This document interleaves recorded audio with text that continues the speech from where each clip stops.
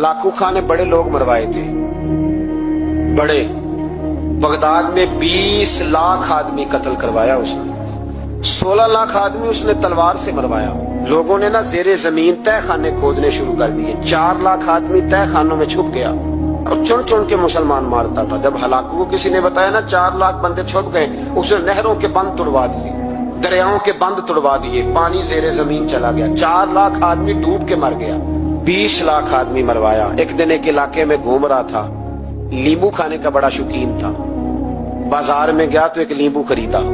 उसने देखा कि बाजार में बूढ़े बच्चे जवान खरीदारी कर रहे हैं, तो कहने लगा अभी भी इतने मुसलमान जिंदा है, बनाओ इनकी लाइनें, कत्ल करना है। 3 लाइनें बन गई। एक बूढ़ा आदमी भी लाइन में आ गया, नींबू खा रहा है, उसको हल्का हल्का चूसता है, घोड़े में बैठा है, कत्ल करा रहा है लोगों को। एक बाबा जी पहली सफ में थे। जब पहली सफ कत्ल होने लगी, बाबा जी पिछली सफ में दौड़ के हो गए। हलाकू खां हंस रहा है उसको देख के। माअज़ल्लाह, जब बंदा होता है ना किसी मनसब पे, फिर वो मजाक उड़ाता है दूसरों का। बाबा दूसरी सफ में आया तो हलाकू खां ने वो भी कत्ल कराई, तो बाबा दौड़ के तीसरी सफ में। आखिरी सफ के कोने पे जब बाबा खड़ा हो गया ना, तो सारे बंदे मर गए। बाबे को कत्ल करने लगा जल्लाद। हलाकू कहने लगा ठहर जा। कहने लगा बाबा तू तीसरी सफ में आया था, तेरा क्या ख्याल था, बच जाएगा? बाबा कहने लगा ख्याल नहीं, मेरा यकीन है कि मैं बच जाऊंगा। मेरा शर्त यह है कि यकीन हो अंदर, शर्त यह है कि हंस के कहने लगा हलाकू खां कैसे? तो बाबा कहने लगा अगर अल्लाह चाहे तो बच सकता हूँ, अगर अल्लाह चाहे तो मैं। बहुत सारे लोग हैं डॉक्टर लिख के दे देते हैं नहीं बचेगा, वो बच जाता है, क्योंकि बचाने वाला अल्लाह है। अल्लाह चाहे तो बच जाऊंगा। तो हलाकू कहने लगा कैसे? जब ऐसे किया ना, कैसे ऐसे किया ना, तो नींबू हाथ से गिर गया।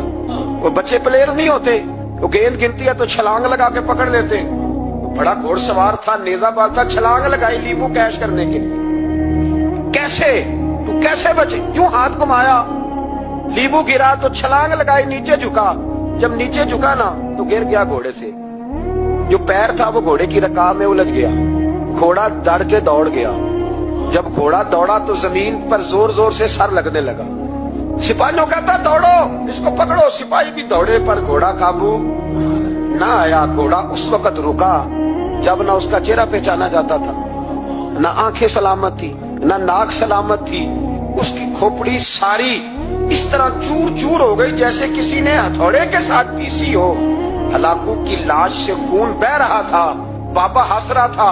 एक सिपाही कहने लगा बाबा तू क्यों? कहने लगे मैं अपने रब की कुदरतों पे मुस्कुरा रहा हूँ। कुल्लु मन अलैहा फान व यबका वजहु रब्बिका ज़ुल जलाले वल इकराम। का मैंने इसे समझाया था कि बचाने वाला बचा लिया करता है।